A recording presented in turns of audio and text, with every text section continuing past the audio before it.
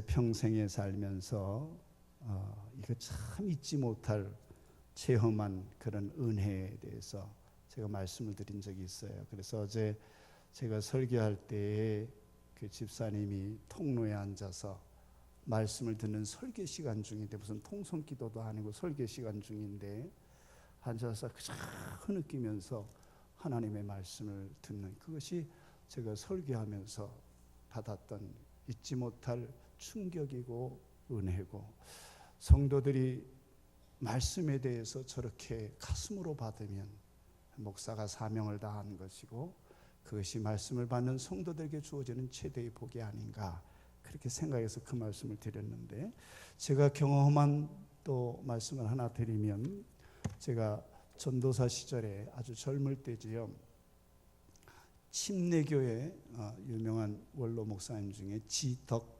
목사님이라는 분이 계십니다. 저 장성의 그 산속에 있는 기도원에서 집회를 인도하셨는데, 초교파적으로 제가 거기에 청년 시절에 참석을 했습니다. 그래서 산상 집회를 다 마치고 마지막 날 설교도 다 끝나고 마지막 시간 이제 다 일어나서 우리 찬송하고 받은 은혜를 가지고 교회에 내려가서 하나님 섬깁시다. 이제 찬송을 하는데, 그 찬송이 조금 전에 부른 주 없이 살 수 없어, 이 찬송을 불렀어요.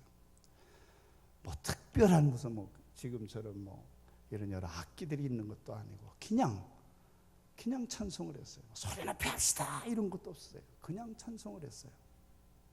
무슨 어떤 것을 더 조장하거나 어떤 영향을 미치도록 어떤 말을 했거나 그런 것도 없어요. 그냥 이제 우리 각자의 집과 교회로 내려가는데 찬송합시다. 주 없이. 그리고 잠깐만요. 타이밍을 잘 못 맞췄어요.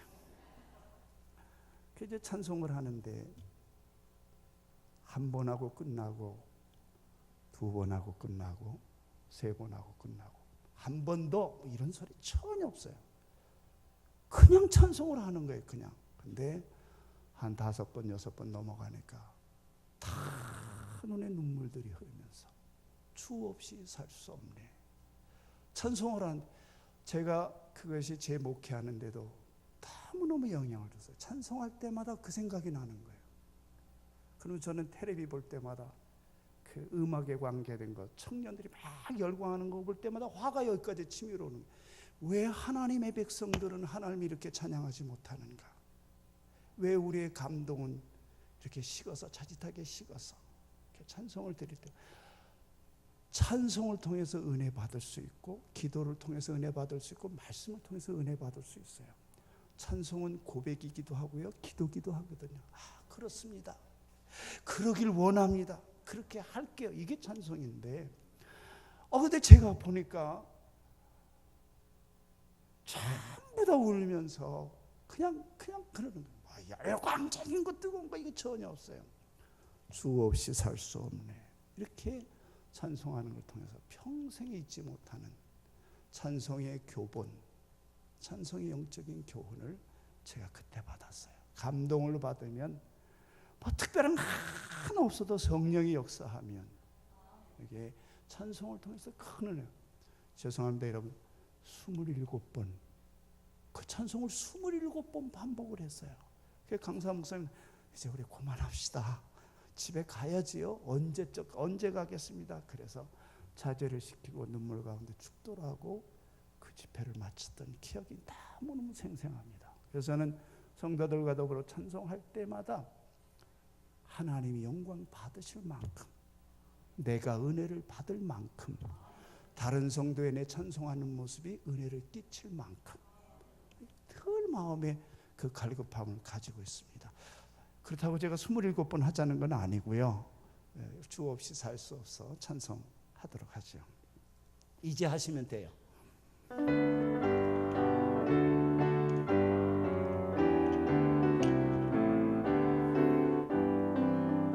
주 없이 살 수 없네 죄인의 구주여, 그 귀한 보배 피로 날 구속하소서.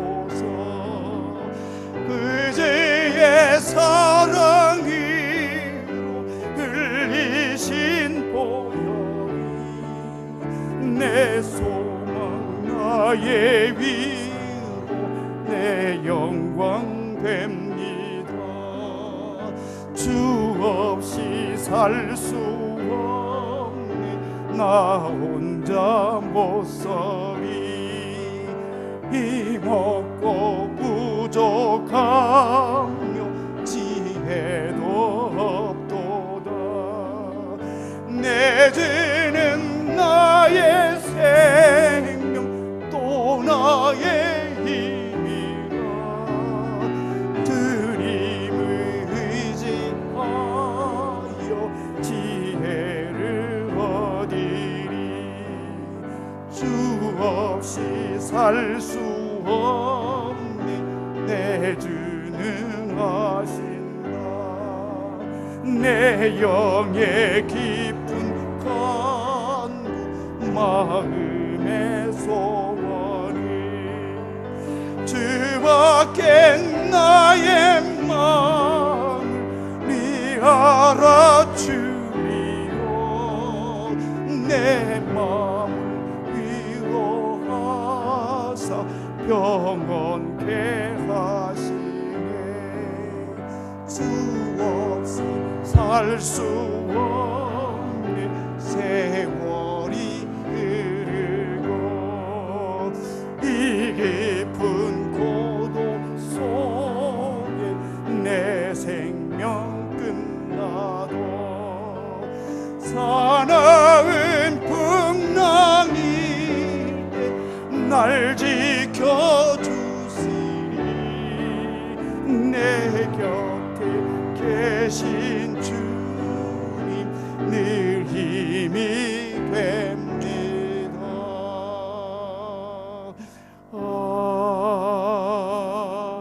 아멘. 사무엘하 22장 오늘 우리 그 말씀과 시편에 동일한 말씀이 있어요. 시편 18편에 보면 동일한 말씀이, 좀 찾지 마세요. 제가 거짓말 안 했으니까. 사무엘하의 기록은 좀 역사적인 관점에서 기록했다면 시편에 있는 동일한 말씀은 동일한 내용을 시적으로 이렇게 표현한 기도문과 같은 그런 내용을 가지고 있는 겁니다. 사람들이 어려움을 표현할 때 빛의 견조 표현하면 어둡다, 그렇게 할 때가 있습니다.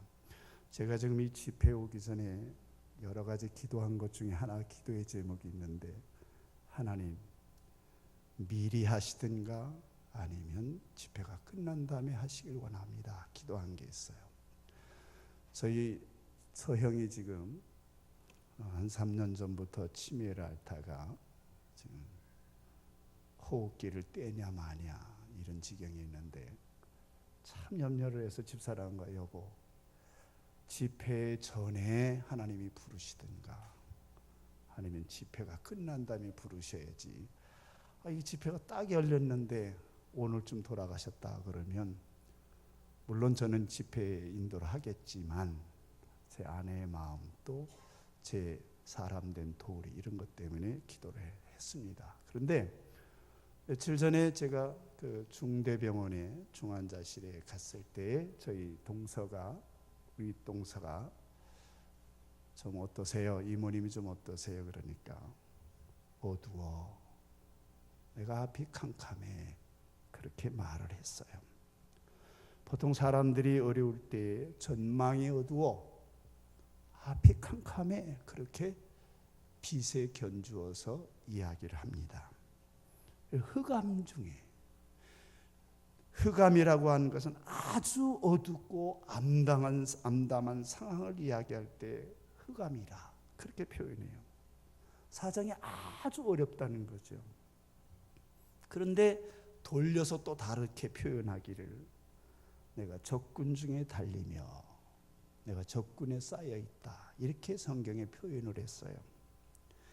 적군이라고 하는 것은 그 일이 아주 위험한 것일 수 있고 생사를 좌우할 수도 있고, 그리고 적군, 복수를 쓴 것은 아주 어렵다는 거, 해결하기가 어렵다는 것을 표현해요.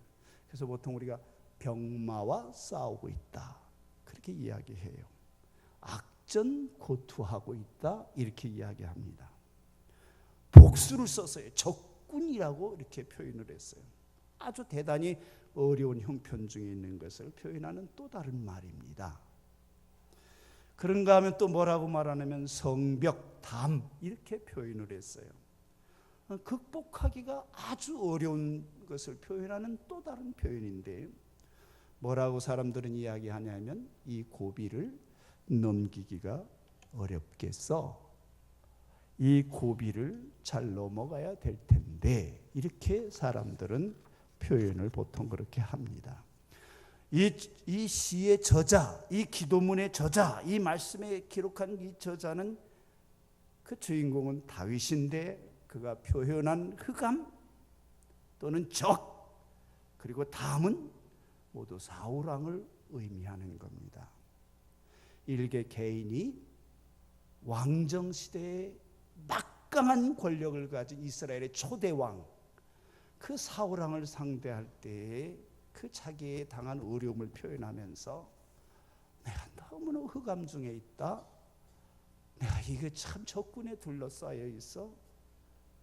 내가 앞에 담이 있는 것과 같아. 담도 작은 담이 아니고 성벽. 개인이 사는 집의 담 울타리는 작지만 어떻게 잘하면 금방 넘어가지만 외국의 적을 막기 위해서 세운 그 성벽은 넘어가기가 쉽지 않은 건데 그렇게 표현을 했습니다. 오늘 말씀에는 하나님께서 그 백성들의 어려운 상황에 대한 그 기도를 들어주시고 그걸 보시고 대하시는 것에 대해서 기록을 했어요. 그래서 저와 여러분이 이 사실을 잘 알아야 되는데 내가 어려운 일을 당하면 하나님이 나를 어떻게 대하실 건가, 이 상황에 처한 나를 어떻게 상대하실 건가 하고 하나님을 잘 알아야 된다는 뜻에서 이 말씀을 통해서 은혜 받고자 합니다. 첫째는 하나님은 내 문제를 없게 하거나 내 문제를 약하게 만들지 않으셔요. 대부분의 경우가 그렇습니다. 다윗에 당한 문제들은 아주 심각해요. 다윗을 죽이려 하는 사람은 평범한 사람이 아니라 이스라엘의 왕 사울이었어요. 개인적으로 싸워도 상대하기가 힘든 게 사울왕은 머리 하나가 백성들보다 더 크다 그랬어요. 오죽하면 흑암으로 표현하고 적군으로 표현하고 성벽으로 표현을 했겠습니까? 사울은 항상 다윗을 죽이려고 쫓아다녔는데 정예 군인들을 선발해서 다윗을 쫓아다녔어요. 그런데 참 저는 목회하면서 이상한 것은 하나님은 택한 사람 다윗이 오랜 세월 동안 사울에게 고통 당하는 것을 왜 그냥 놓아두셨을까? 오죽하면 다윗이 시편 13편에 어느 때까지니까 하면서 이렇게 기도를 했어요. 여호와여 어느 때까지니까 나를 영영히 잊으시나이까? 주의 얼굴을 나에게서 어느 때까지 숨기시겠나이까? 나의 영혼이 번민하고 종일토록 마음에 근심하기를 어느 때까지 하오며 내 원수가 나를 치며 자랑하기를 어느 때까지 하겠습니까? 하고 나는 방치됐지 않았습니까? 하고 하나님께 항의하는 시를 썼어요. 기도했어요. 제가 왜 이 본문을 잊어먹지 않는가 하면 제가 신학교를 졸업할 때 설교대회가 한 번 있었는데 이걸 본문으로 제가 삼았어요. 지금도 잊지 못하는 본문이에요. 어느 때까지니까? 내 원수가 저렇게 나를 치면서 너까지 거 하나님이 돕나봐라 하면서 자긍하면서 너 형편없는 놈 하고 다니기를 어느 때까지 할 겁니까? 방치라는 말이 생각날 정도로 하나님이 다윗을 놓아두셨어요. 저도 이런 적이 있습니다. 저희 어머니가 오랜 세월 동안 치매로 고생을 했어요.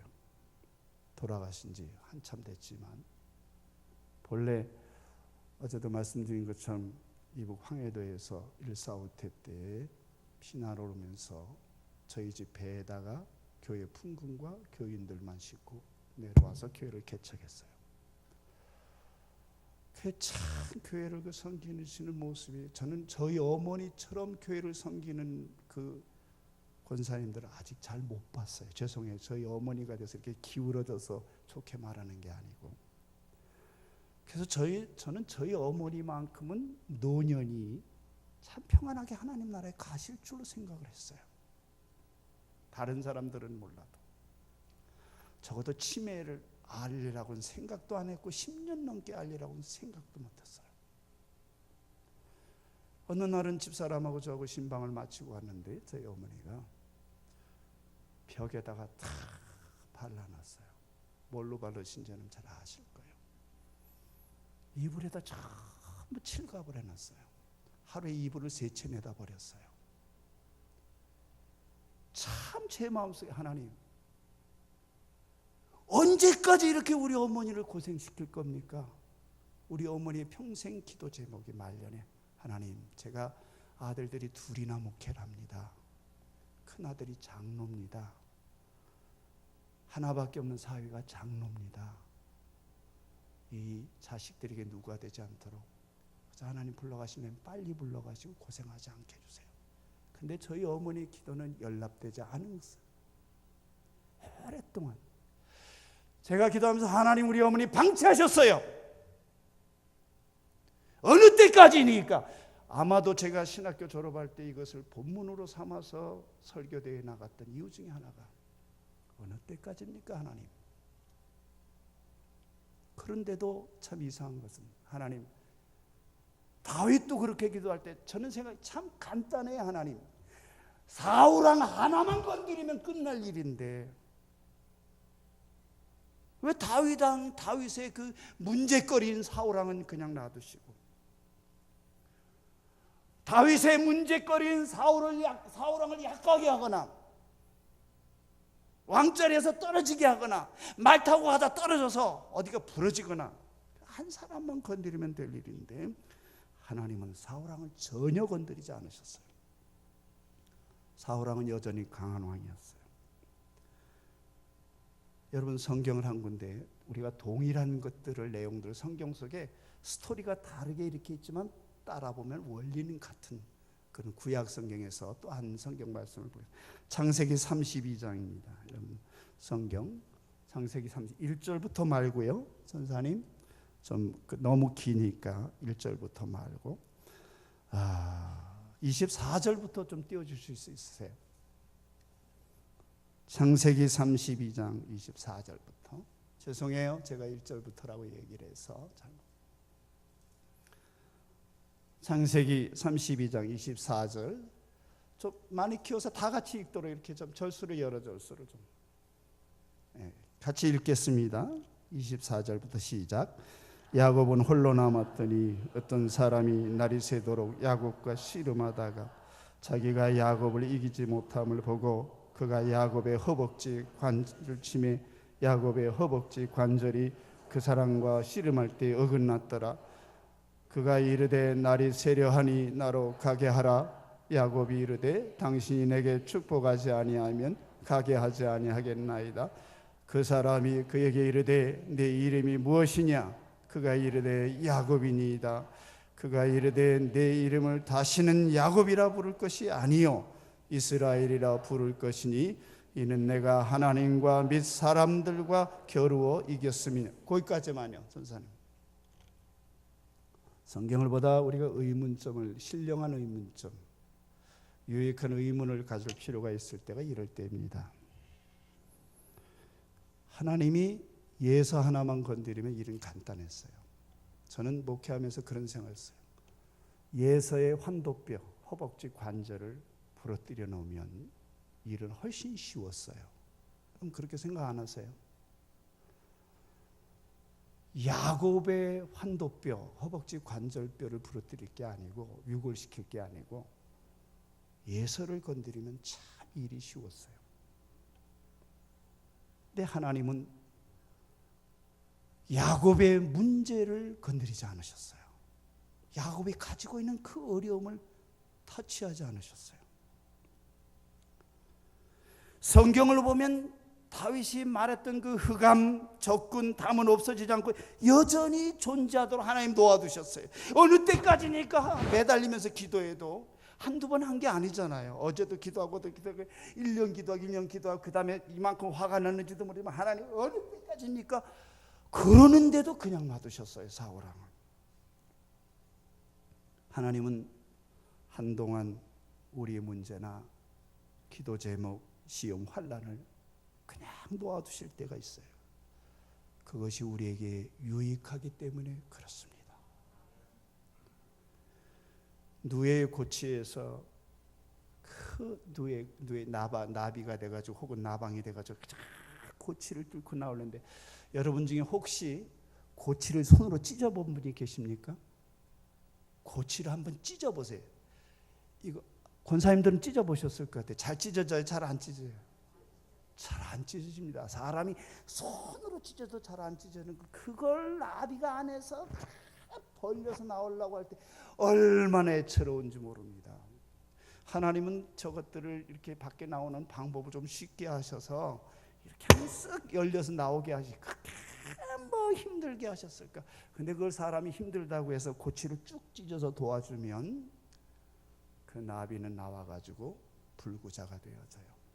나를 쓰니 힘을 못 얻습니다. 그 스스로 찢고 나오는 과정 중에 날개에 힘을 얻고 이렇게 다 힘을 얻어서 나와야 날아갈 수 있는 존재가 되어지는 거죠.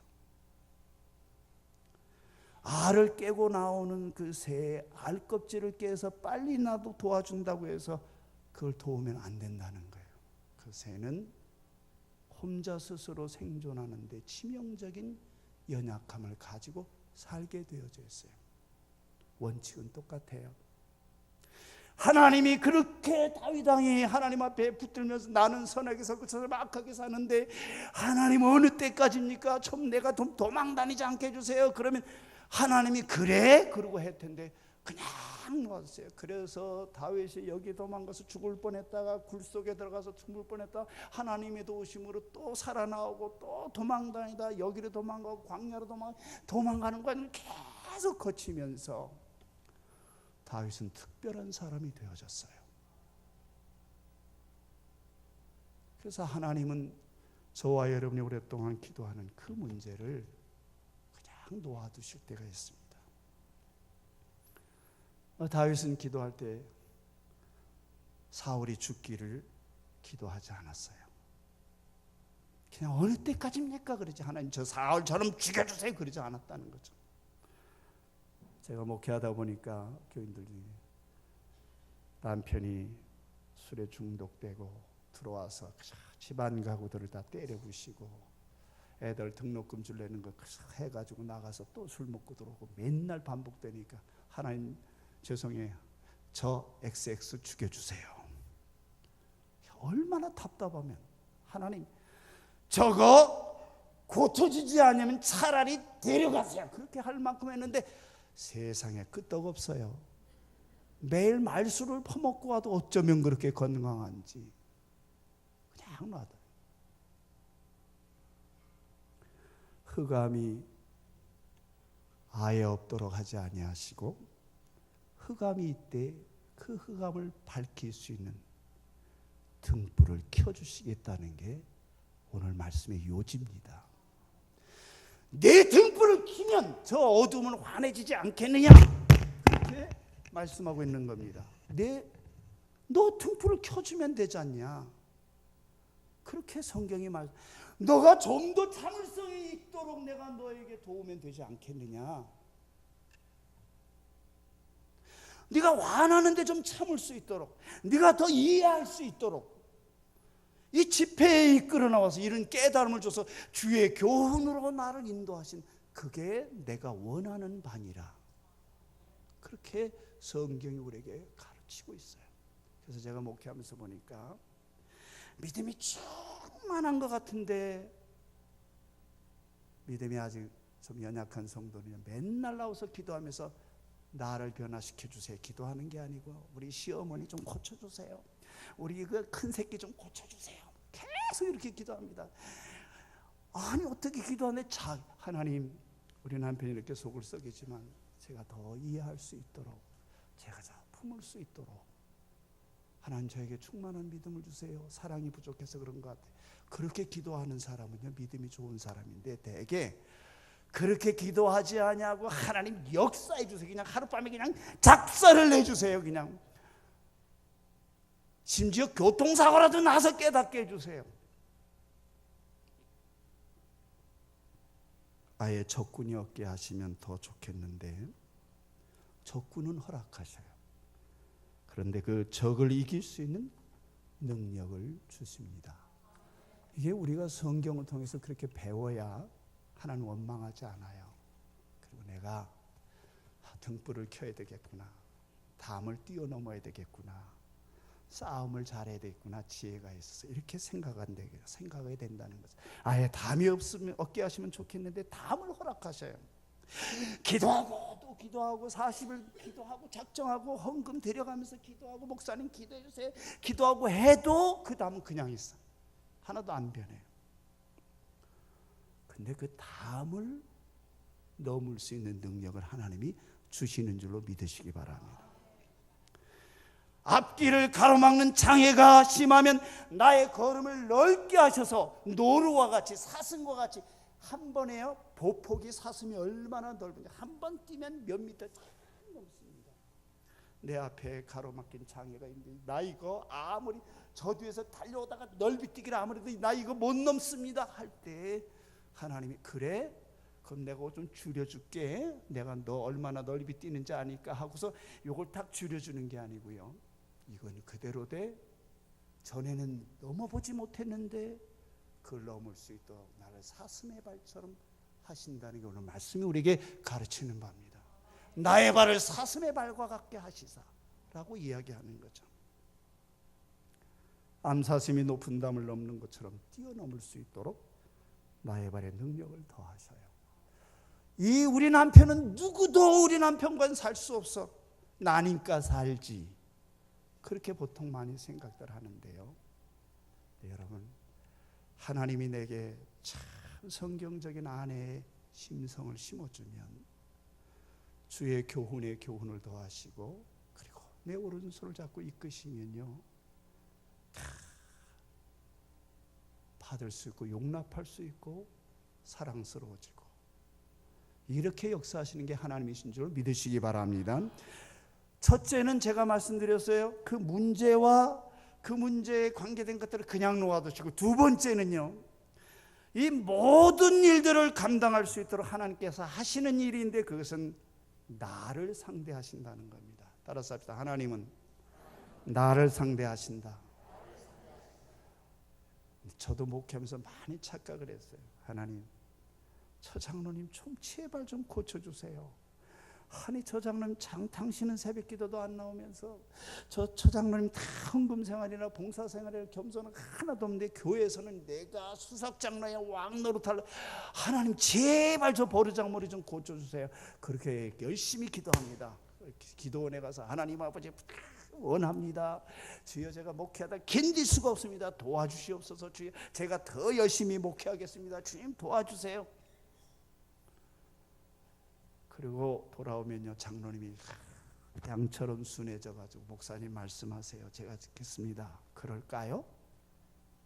안 그래요. 저 목사님 또 놀러 갔다 왔네. 기도원 간다는 핑계로. 그런데 대개 기도하다 보면요, 하나님이 나를 상대하시더라고요. 기도하다 보면요, 마지막 날 내일 이제 돌아가겠다 하고 기도원의 마지막 날 저녁 엎드리면은요, 하나님이 나에게만 말씀하셔요. 나에게만. 예, 너 좀 더 참아라. 아니 전 참을 만큼 참았어. 그거 좀 우리 장로님에게 말씀해 주세요. 근데도 또 예, 너 좀 참아라. 너 이랬으면 좋겠다. 하나님은 나를 상대하세요. 주의 교훈으로 나를 인도하시고, 그 말의 뜻은요, 하나님이 나에게 교훈하신다는 말이에요. 내 남편에게, 내 아내에게, 내 자식에게 교훈하는 게 아니고요, 나를 주의 교훈으로, 교훈한다는 말은요, 훈계한다는 말이고 가르친다는 말인데 나를 인도하신다는 거죠. 주의 교훈으로 내 자식을 인도하시고, 아니에요. 성경은 우리가 세밀하게 봐야 될 이유가 거기 있습니다. 아까 우리가 성경 봤잖아요. 하나님께서는 예서를 상대하지 않았어요. 너 내 상대가 아니야. 나 너 상대할 일이 없어.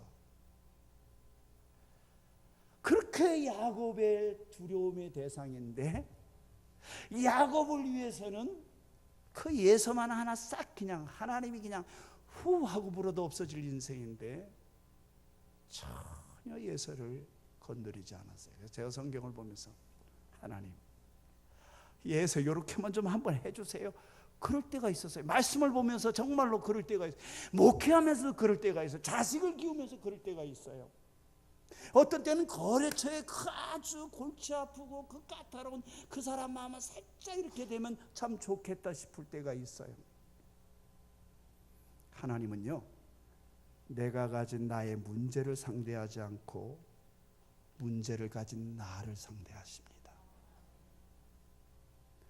흑암 속에 있을 때 흑암 속에 있는 나를 상대하시고, 담벼락 앞에서 이거 어떻게 하면 좋죠? 그때 담벼락을 턱 쳐서 무너뜨리는 게 아니고 담벼락 앞에 엎드린 나를 상대하셔서 나의 발에 힘을 주셔가지고 뛰어넘게 하시지.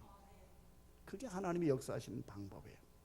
하나님께서는 내가 문제 많은 배우자나 참 속썩이는 자녀들을 위해서 기도할 때 그 기도의 대상들을 아예 안 건드릴 때가 얼마나 많은지 모르겠어요. 아예 건드리도 않네. 어느 때까지니까 내가 이 자식의 버릇을 고치려고 2년 3년 기도했는데 근데 전혀 그뿐만 아니라 오히려 더 삐딱하게 나갈 때가 있어요. 눈곱만큼도 달라지지 않는 것을 볼 때가 너무 많습니다. 그렇다고 우리가 포기하지 마십시오. 정확히 알아야 돼요. 나는 너를 상대하고 싶다. 나는 널 상대할 거야. 앞으로도. 네가 아무리 기도해봐라. 난 너를 변화시키고 너를 참 참을성 많은 사람으로, 너가 배려심이 많고 네가 덕이 있는 여자로, 네가 참으로 현숙한 사람으로 그렇게 만들어주고 싶은데 왜 너는 아직도 요 모양 없고 형편없는 여자로 있는데 그냥 놔두고 왜 이쪽만 건드리려고 하냐? 내가 원하는 나의 백성들은 그게 아니니라. 그렇게 우리에게 말씀하고 계시는 거죠.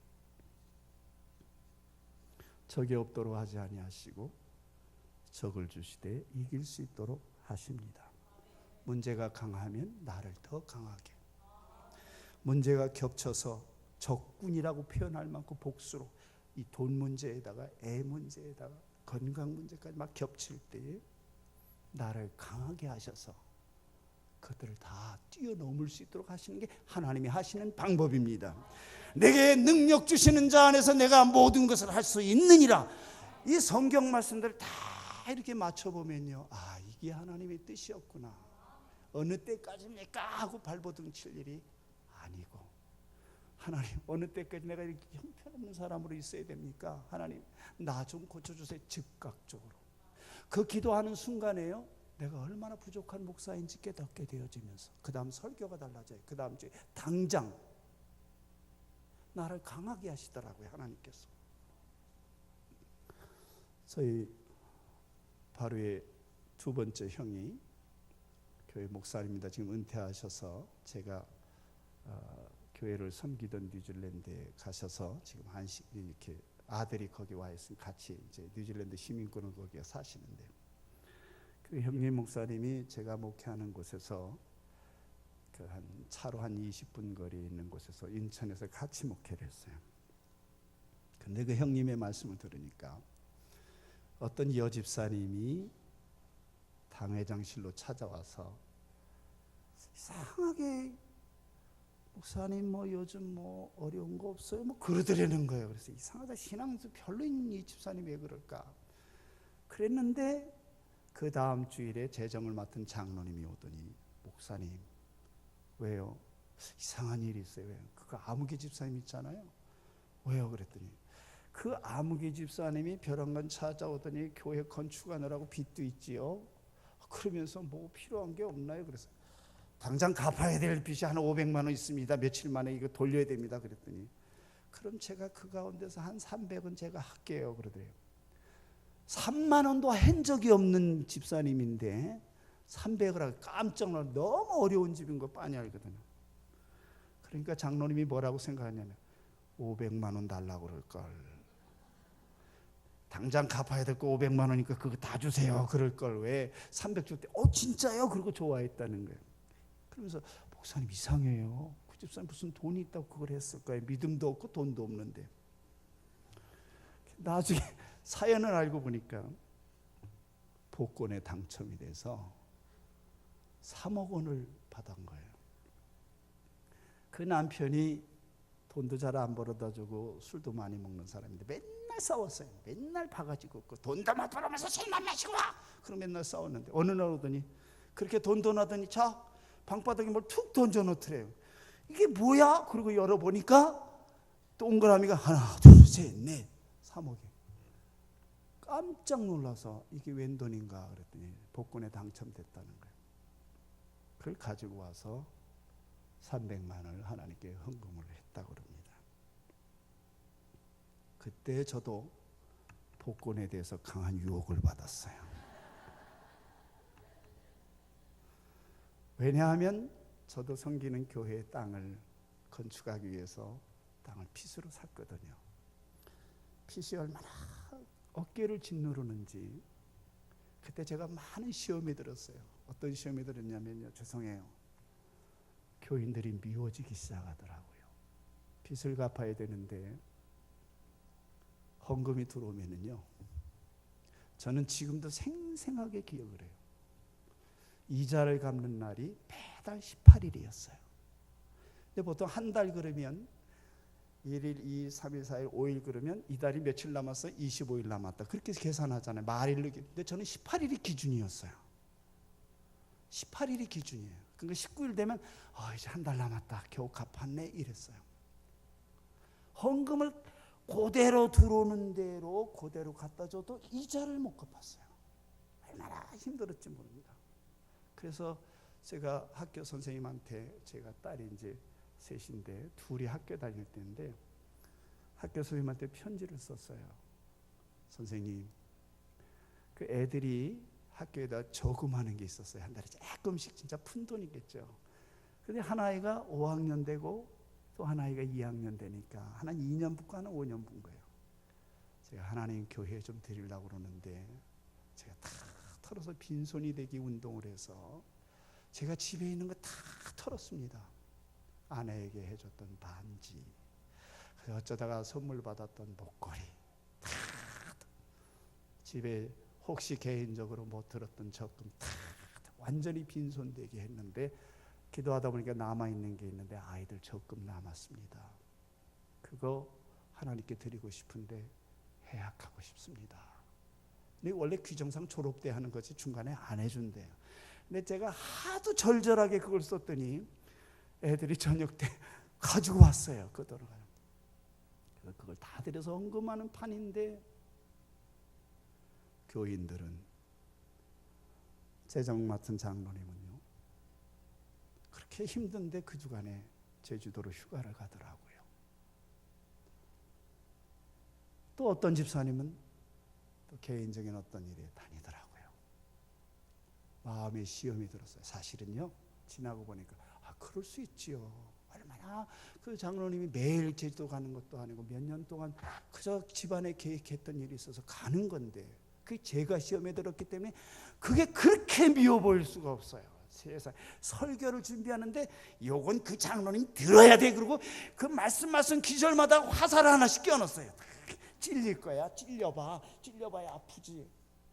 세상에. 그러니 그 장로님은 또 얼마나 마음이 찔렸겠어요. 설교를 들을 때마다 저건 나를 향해서 겨냥할 말씀의 화살이구나. 그거 모르는 사람이 세상 천지에 어디 있겠어요.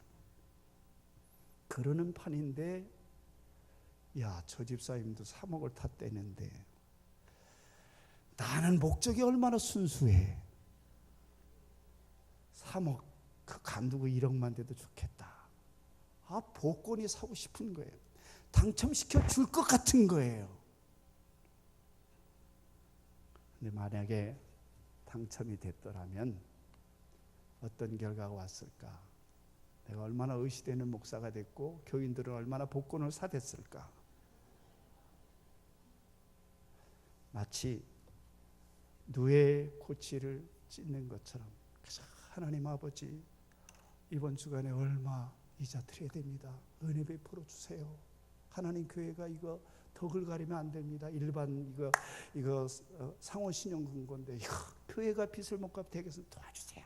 그 과정을 통해서 하나님이 어디선가 샘이 솟아나는 것처럼 하나님께서 역사하셔서 또 주고 기도해라 또 주고 이런 체험을 하는 목사가 돼야 교인들에게 기도하세요 그리고 말하지 이걸 복권 사세요 그런 목사가 돼가지고 이게 되겠는가 싶은 마음이 드니까 당첨 그 안 산 게 얼마나 감사한지 모릅니다.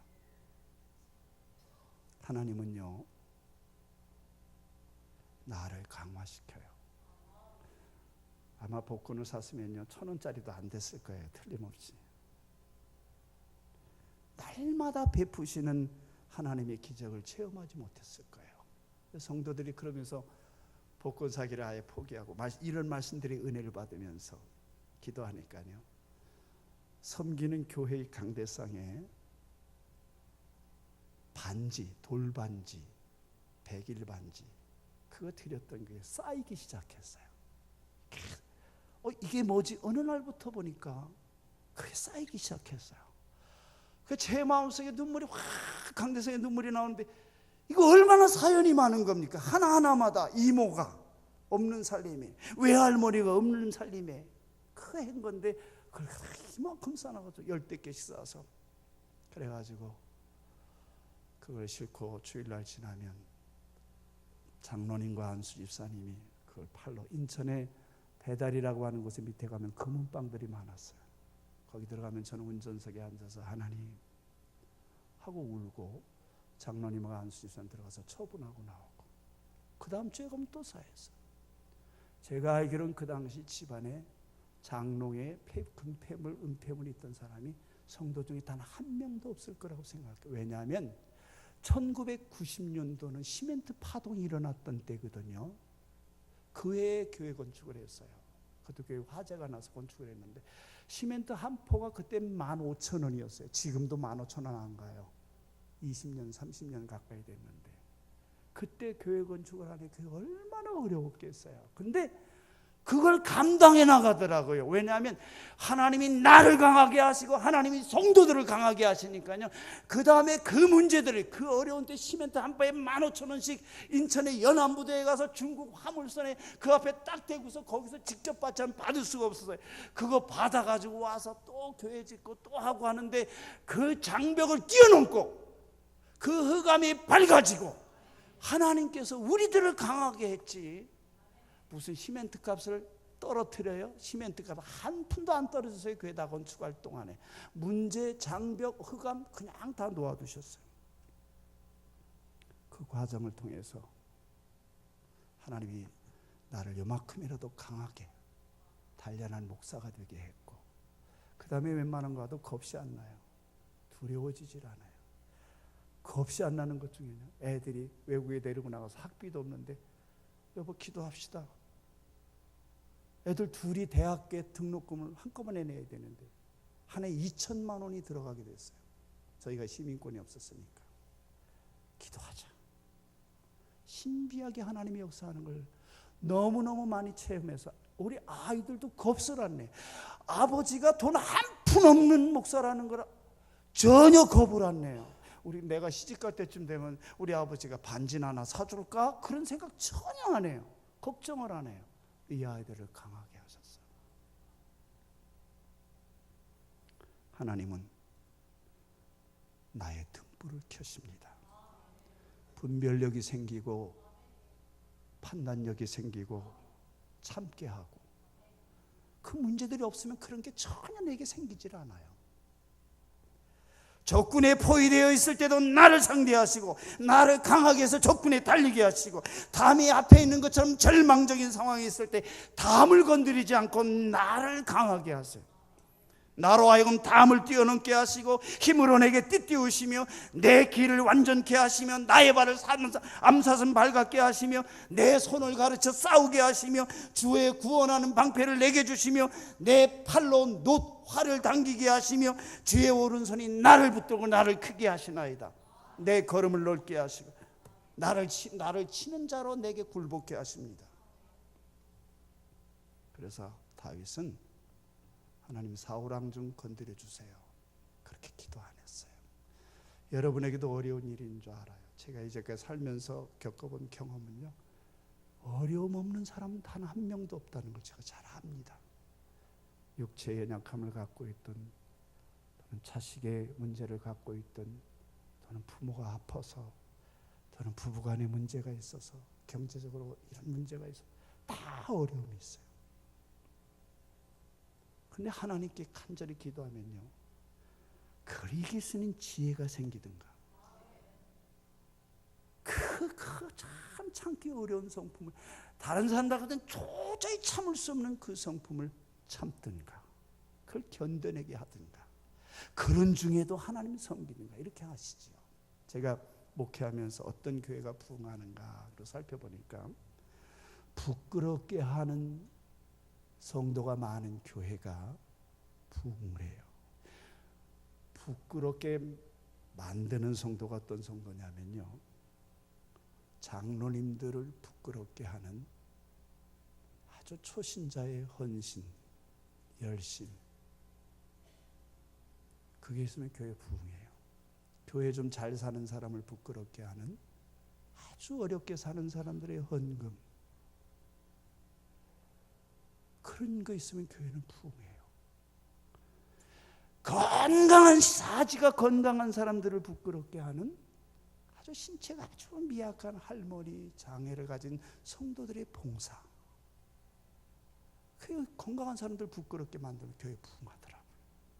시간이 아주 많은 사람들을 부끄럽게 하는, 너무 정신없이 바쁜데 그 가운데도 하나님께 봉사하는 사람, 시간이 많은 성도들을 부끄럽게 하는 성도가 있으면 부흥해요.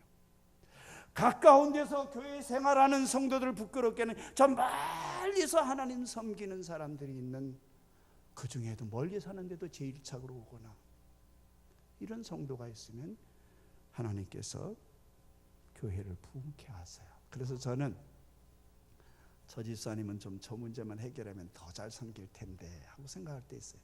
저 집사님의 저 문제를, 이 집사님이 이 문제를 해결해 주면 정말 잘 섬길 텐데, 그럴 때가 있는데 하나님은 언제나 그 문제를 놔두고 그 문제쯤이야, 뭐 이런 문제쯤이야 하고 그냥 아무것도 아닌 것처럼 생각하도록 자꾸 강화시켜놔요. 자꾸 어느새 보면은요, 대단한 인물이 되어 있을 때가 많습니다.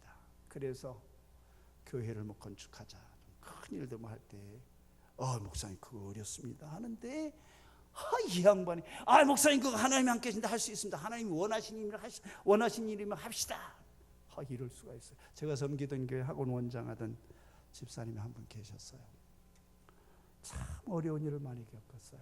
정말로 어려운 일들을 많이 겪어서 제가 선교사로 나가 있다가 한국 교회 부름을 받고 들어오니까 집사님을 찾았는데 보니까 세상에 굉장한 집에 살았었어요. 인천 동인천 앞에, 역 앞에 옛날에 큰 총과상들이 있었는데, 여기 가락동 총과시장 있지만 그 정도가 비교가 할 만큼, 동인천역에 딱 내리면 앞에 큰 총과상들이 서너 개, 네다섯 개 있었는데 그 중에 하나를 하시던 아주 부자로 사시는 집인데, 보니까요, 인천의 신기촌이라고 하는 판잣집 동네에 가니까 아버지 어머니, 연세 많은 아버지 어머니, 그 다음에 이 집사님 부부, 그 다음에 아들 딸 남매가 있는데 6 식구가 단칸방에 살아요. 단칸방에. 기가 막혀서요. 근데 이 집사님이 하나님 섬기는 모습이요, 참 대단해요. 교회에서 헌금에 관한 일이 생기면은요, 반드시 제일 많이, 그러면 다른 집사님들이 옆에서 삐죽삐죽했어요. 아이고, 말로만 저렇게 어려운데 그걸 어떻게 낸다고, 말로만 선동간에, 그리고 자기는 쑥 빠지려고 그랬어요. 근데 언제나 저 1차적으로 드렸어요. 죄송합니다. 그분이 제가 생전 처음 자가용을 가질 때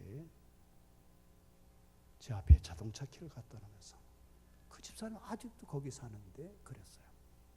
교회를 건축하려는데 너무너무 어려운데 이분이 어느 날, 목사님, 그러면서 뭘 내놓는데 보니까 저금 통장하고 도장이 담긴 걸 내놨어요. 은행에서 주는 거 있잖아요, 비닐봉지. 이게 뭐예요? 그러니까 제가 이거를 다 적금을 5년짜리 적금을 다 완료해서, 그래서 원하는 금액을 만들어서 드리려고 했는데 요즘 저희 형편이 너무 어려워서 이걸 다 풀입할 수가 없습니다.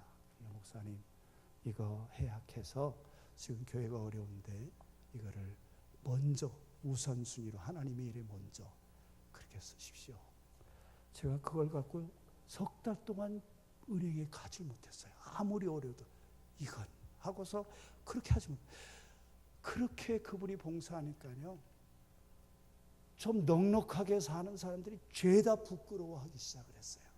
참 부끄러움을 느끼게 했어요. 그래서 저는 교회에는요, 부끄러움을 느끼게 하는 성도가 많으면 교회는 은혜 가운데 부흥합니다. 목사를 부끄럽게 하는 장로님들, 장로님들을 부끄럽게 하는 집사님들, 권사님들을 부끄럽게 하는 집사님들, 그리고 평신도들. 근데 드리는 문제만 얘기하는 게 아니에요. 성경 지식, 기도 생활, 예배 참석, 이웃에 대해 베푸는 자선, 선교에 대한 열심, 이런 것들이. 그래서 저는 생각하기를, 하나님, 왜 그분이 오래 기도하는데 여전히 어려운 줄 압니다. 부끄럽게 하시려고, 누군가를 부끄럽게 하시려고. 그럼에도 불구하고 열심히 섬기고, 그럼에도 불구하고 기뻐하고, 그분의 문제를 하나님 그냥 저렇게쯤 섬기면 이제쯤, 하나님 2년 3년 됐으니까 이제쯤은 그 문제 싹 그냥 하나님 알려주십시오. 단칼에 배워서 이제는 문제 없으면 저 양반 더 잘 섬길 것 같습니다 하는데, 문제 없이 섬기면 다들 그래요. 아유, 저렇게 문제 없으면 나도 잘 섬기겠다. 야, 저 집처럼 돈 문제 없이 그냥 척척척 하면 나도 잘 섬기겠다. 누구든지 그래요. 저 집처럼 교회가 가까우면 나도 뛰어가서 봉사하지 뭐. 저 집처럼 부부가 다 직장이 좋아가지고 척척척척 벌면 나도 다 하지 뭐. 그렇게 생각을 할 수 없도록 하나님께서 담벼락이 있고 캄캄하고 적군에 둘러싸인 것처럼 있는 성도를 좀 제발 그거 좀 건드려줬으면 좋겠어요. 제발 예서의 그 허벅지 관절을 그냥 탁 치지 아니하시고 그냥 놔두고, 오죽하면요 그 야복강가에서 하나님 놓아드리지 않겠습니다, 절대로 결사적으로 붙는 것처럼 그런 상황이 됐는데도 놓아두시냐면 하나님은 나를 상대하시기 때문인 줄로 믿으시기 바랍니다. 하나님 여러분 상대하세요. 하나하나 상대하십니다. 그게 성경이 우리에게 가르치는 거죠. 여러분 강하게 하시고, 여러분에게 능력을 주시고, 여러분을 새롭게 하시고, 용기를 주시고, 지혜를 주시고, 담대함을 주시고, 드릴 것이 있게 하시고, 섬길 기회를 주시고, 그게 하나님이 우리에게 일하시는 방법 중에 하나입니다. 여러분, 여호수아가 가나안을 점령하게 될 때 가나안에 사는 사람들이 전부 거인들이었어요. 이스라엘 사람들은요, 노예 생활하다 나와가지고 광야를 뺑뺑 40년 동안 돌면서 메추라기로 연명하고 만나로 연명을 했어요. 그게 넘어왔어요. 상대도 안 되죠. 근데 하나님이 뭐라고 말하냐면, 마음을 강하게 하고 담대히 하라, 두려워 말라, 내가 너와 함께 함이니라. 그렇게 말씀. 여러분 성경을요, 마음을 강하게 하고 담대하며 두려워하며 놀라지 말라, 내가 그 가난한 놈들을 손봐줄 것이니라, 그렇게 말씀하지 않았어요. 하나님 우리가 당면한 문제들을 그냥 놓아두셔요. 사울왕 한 사람만 없애면 간단한데 그렇게 하지 않으셔요.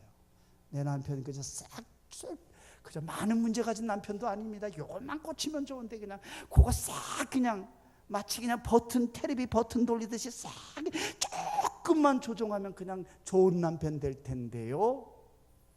그 남편은 그냥 놔두고 나를 확 돌리셔요. 그냥 사랑하는 성도 여러분, 우리가 당한 문제는 심각해요. 어느 때까지입니까? 하고 할 만큼 심각해요. 예수 믿지 말까봐 할 만큼. 11조만 안 드려서도 그 쌓아놔서 비퍼서 갚았는데 그렇게 할 만큼 우리 문제들이 심각해요. 근데 그 다음을 뛰어넘을 수 있도록 하시고 문제를 가볍게 하지 않는 우리를 강하게 하세요. 우리나라 교회사를 보세요. 손양한 목사님을 보세요. 자기 아들들을 죽인 사람을. 그거 어떻게 용서할 수 있겠어요? 근데 그거 손양한 목사님을 강하게 하셨잖아요. 사랑을 아주 충만히 부어서 용납할 수 있게 하셨잖아요. 일반 짐승이 뛰어넘지 못하는 거 암사슴이 뛰어넘습니다. 하나님은 나의 발로 암사슴 같게 하시고 걸음을 넓게 하시고. 흑암 중에 있으십니까? 여러분, 저 흑암 그러지 마시고 내게서 빛이 나오도록 나의 등불을 밝히소서. 사랑하는 성도님, 적군에 포위되어 있는 것처럼 사막이 절망할 것이 많습니까? 도움을 청할 것도 없고 도움을 받을 것도 없습니까? 이미 도와달라고 해서 몇 번 도움을 받아서 내가 도와달라고 더 이상 손을 못 내미겠어. 주를 의지하면 적군에 달리게 하시고 구원하는 방패를 주시고 여러분의 손을 가르쳐 싸우게 하시고 저기 나무로 만든 활을 당긴다면 노스로 만든 활을 당길 수 있게 하신다는 게 성경의 말씀입니다. 하나님의 오른손으로 저와 여러분을 붙드실 겁니다. 너무너무 어둡다고 한탄하지 마시고 내 등불이 꺼져 있음을 깨달으십시오. 우리 집에 문제가 많은 거는 나는 기도하고 나는 하나님 말씀대로 사는데 예배 가자고도 안 가고 하는 남편 때문이다. 게임에만 미쳐 살고 있는 저 자식 때문이다. 아니요. 나의 등불을 켜달라고.